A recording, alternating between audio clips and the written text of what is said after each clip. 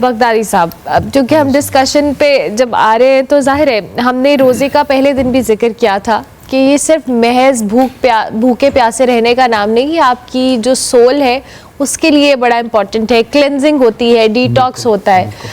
لیکن ہم آج جس پوائنٹ آف ویو سے بات کریں کہ ہم نے اس کو صرف روزے کی حد تک سمجھنا ہے یا ہم نے اس کو اپنی زندگی کا حصہ بنانا ہے. گڈ جی، بسم اللہ الرحمن الرحیم. رمضان مبارک کا یہ ببرکت مہینہ جس کے لیے ہم نے آغاز میں بھی یہ میں نے عرض کیا تھا کہ ہمیں زندگی گزارنے کے جو ہمارے عملی طریقے ہمارے لیے کریٹ کیے گئے تھے، تو ان طریقوں کو ہم اس مہینے کے اندر پریکٹس اس لیے زیادہ کروائی جاتی ہے تاکہ باقی کے 11 مہینوں کے اندر ہم اسی اصول اور ضوابط کے مطابق اپنی باقی کی زندگی گزار سکیں. بالکل ٹھیک. اب کیونکہ آج اس میں سے ہم ایک فلسفے کے اوپر صرف بات کر رہے ہیں کہ رمضان بیسیکلی امساک کا نام ہوتا ہے، رک جانا. اور وہ رک جانا کس سے؟ کھانے پینے اور دیگر جو خواہشات نفسانی ہیں ان سے ایک اسپیسیفک ٹائم کے اندر. بالکل ٹھیک. اب صبح سے شام تک کھانے پینے سے رکے رہنا، تو اس سے کیا فلسفہ ہے، اس سے کیا ملتا ہے، بالکل ٹھیک. اور کیا بھوکا رہنے کے اندر کوئی حکمت ہے؟ تو میڈیکلی تو جس طرح آپ نے بات کر لی اور ہم کر بھی رہے ہیں اور آگے بھی اس پروگرامز میں ہوتی رہیں گی، اور ڈیفرنٹ آپ کے پروگرام میں نیوٹریشن اس ٹائپ کے لوگ بھی میڈیکلی اس کے اوپر بات کرتے ہیں، وہ ہمارا سبجیکٹ نہیں ہے. اس وقت جو ہم اس کے اوپر آج بات کر رہے ہیں کہ کیا بھوکے اور پیاسا رہنے سے اس کے روحانی اثرات کیا ہوتے ہیں، بالکل ٹھیک. اور کیا یہ قرب الہی کا ذریعہ بن سکتا ہے یا نہیں بن سکتا، اور اس کے کیا فوائد ہیں. اب اس کے اوپر میں ایک ریلیٹ کروں گا پریویس اپنی بات کے ساتھ کہ شروع میں ہم نے ایک طریقہ طے کیا تھا کہ بہترین بات خیر الکلام کلام اللہ، بہترین کلام اللہ کا کلام ہے، خیر الحدیث حدیث النبی صلی اللہ علیہ وآلہ وسلم، اور بہترین حدیث حضور علیہ الصلوۃ والسلام کی حدیث پاک ہے. تو آج بھی انشاءاللہ ہم حدیث پاک کی صورت میں ہی اس کے اوپر بھی ریفرنسز کے ساتھ بات کریں گے. اس کا کیا فائدہ ہے؟ پہلی بات تو یہ کہ رمضان ہے تو اس کے بارے میں لکل شیء زکوٰۃ وزکوٰۃ الجسد الصوم، ہر چیز کی ایک زکوٰۃ ہے. جو آپ نے بات کی تھی نا کہ تزکیہ کرنا، تو وہ تزکیہ جو ہے زکوٰۃ دیتے ہیں ہم مال کو پاک کرنے کے لیے. تو جسم کو پاک کرنے کا جو بہترین ذریعہ ہے وہ کیا ہے؟ روزہ ہے. تو اب روزے میں کیا ہے؟ وہ وہی بھوک اور پیاس الٹیمیٹلی کہ وہ آپ کے جسم کو بھی پاک کرتی ہے. اچھا، یہ تو ادھر ہو گیا. دوسری بات اس میں آ جاتی ہے کہ کثرت الاکل من القسوۃ والنوم، جو زیادہ کھانا ہے نارمل روٹین میں، یہ بہت ساری باتوں کا ایک مجموعہ بات ہے کہ اس سے سستی آتی ہے، دل کی سختی آتی ہے اور نیند آتی ہے کثرت کھانے سے. اس کا مطلب کیا ہوا کہ ہم نے اس کے الٹ چلنا ہے، جس سے سستی کے بجائے چستی آئے اور جس کے نیند کے بجائے بندہ زیادہ جاگ سکے. فلسفہ کیا ہے کہ رمضان المبارک عبادت کا مہینہ ہے جہاں پر عبادات کا کثرت سے ثواب ملتا ہے. یہ پیکج ہمیں 11 مہینوں کے بعد نصیب ہوتا ہے.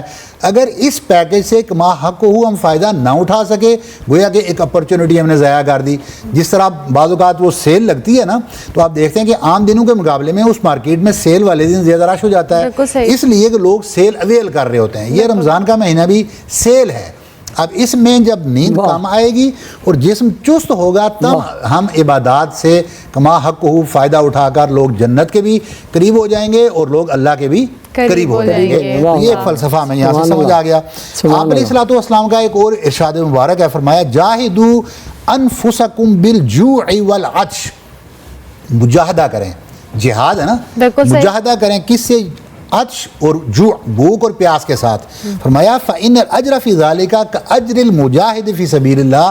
یہ جو آپ جہاد کرتے ہیں بھوک اور پیاس کے ساتھ، یعنی کھانا آپ کے سامنے مرغن غذائیں موجود ہیں، طرح طرح کی مشروبات موجود ہیں، اس کے باوجود آپ افطار کے ٹائم پہ اگر اپنے آپ کو ان سے روک کر یہ کام کریں گے تو حضور کے فرمان کے مطابق آج میرا خیال ہے سارے صائم جو ہوں گے، جو روزہ دار ہیں، وہ اس بات کو سن رہے ہوں گے کہ یہ حضور کے فرمان کے مطابق بھی یہ اللہ کے راستے میں جہاد تلوار کے ساتھ جہاد کرنے والوں کی طرح کا اجر ملتا ہے. تو آج شام کو اس جہاد میں میرے خیال میں پارٹیسپیشن سب کو کرنی چاہیے. بالکل ایسے، اور میں بھی کوشش کروں گا کہ اسی کے اوپر عمل کیا جائے. یا ایھا الذین آمنوا لما تقولون ما لا تفعلون، ایمان والو ایسی باتیں کیوں کرتے ہو جو آپ کہتے ہو جو کرتے نہیں ہو. تو آج کوشش میں بھی کروں گا کیونکہ میرے گھر والے سنتے ہیں تو وہ شام کو پھر میرے سے بھی حساب کتاب لیتے ہیں. بس ٹھیک ہے جو بول کر آیا بالکل اس کا حساب دیں. تو اس کا حساب ہمیں دینا ہوگا کہ ہم اس جہاد کو بھی پورے طریقے سے اپنائیں. اب دوسری بات ہے کہ لیسا من عمل احب الی اللہ من جوع وعطش، فرمایا کہ یہ بھوک اور پیاس سے پیارا عمل اللہ کے پاس کوئی نہیں ہے، یہ پسندیدہ اعمال میں سے ہے۔ اللہ اکبر، واہ واہ۔ دوسری بات آپ علیہ السلام نے فرمایا لا يدخل ملکوت السماء من ملأ بطنہ، جو سلامتی کے فرشتے ہیں وہ اس پر داخل نہیں ہوتے جو پیٹ بھر کے پورا اینڈ تک کھا کر سو جاتا ہے۔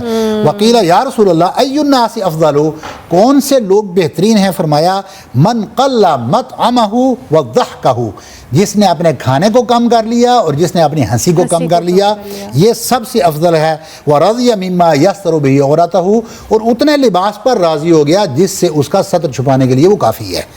آگے آ جاتے ہیں، فرمایا البسو وکلو وشربو فی انصاف البطون، کہ پہنے بھی لیکن کھائیں اور پئیں نصف بطن، آدھا پیٹ، اس سے اوپر کبھی نہ کھائیں۔ آگے جا کر مزید اس کے اوپر بات آئے گی۔ فَإِنَّهُ جُزْءٌ مِّنَ النُّبُوَّةِ، فرمایا کہ یہ بھی نبوت کا ایک حصہ ہے، اور آپ علیہ السلام کی ٹوٹل زندگی کے اگر ہم کھانا نکال لیں تو شاید آج کے ہمارے کھانے کا 1 مہینہ بنتا ہے۔ تو آپ علیہ السلام اس طرح اور پوری دنیا کے اوپر آپ نے اسلام کو کس طرح غالب کیا اور کس طرح اپنی حکومت جو اسلام کی وہ قائم کی۔ اسی طرح آپ علیہ السلام کا فرمانا ہے کہ الفکر نصف العبادہ، غور و فکر کرنا یہ آدھی عبادت ہے۔ فرمایا وقلۃ الطعام ہی العبادہ، جو کھانا کم کھانا ہے یہ خود عبادت ہے۔ سبحان اللہ، یہ حضور کی سنت ہے نا، سبحان اللہ، خود عبادت ہو گیا۔ سبحان اللہ۔ اب آگے آ جاتے ہیں، افضلکم عند اللہ منزلۃ یوم القیامہ اطولکم جوعا، قیامت کے دن آپ میں سے افضل ترین وہ ہوگا جو لمبی بھوک رکھنے والا ہوگا۔ اللہ ٹھیک ہے، اکبر۔ تو اس کو آزمائش میں ڈالا تھا دنیا کے اندر کھانے اور پینے کی، یعنی کہ وہ کم کر کے فصبر، اس نے اس پر صبر کیا، وترکہما، اور کھانے اور پینے کو اس نے میرے صبر کی وجہ سے چھوڑ بھی دیا۔ اشہدوا یا ملائکتی، میرے فرشتوں تم گواہ بن جاؤ، ما من اکلۃ یدعها الا ابدلتہ بها درجات فی الجنہ، جو کچھ اس نے میری وجہ سے چھوڑا تھا اس کے بدلے میں نے جنت میں اس کے لیے بہت سارے کھانے اور پھل رکھ دیے ہیں۔ سبحان کیا اللہ، بات سبحان ہے، اللہ، بہت واہ واہ واہ، زبردست، سبحان بہت اللہ۔ زبردست۔ مطلب احادیث کے اندر اکٹھے کھائیں گے۔ روزے کا بہت سارے، جہاں پہ ہم الحمدللہ۔ چیزوں کو اکٹھے ڈسکس کر رہے ہیں، اور اسی طرح سے بغدادی صاحب بھی ہمیں بتا رہے ہیں، مجھے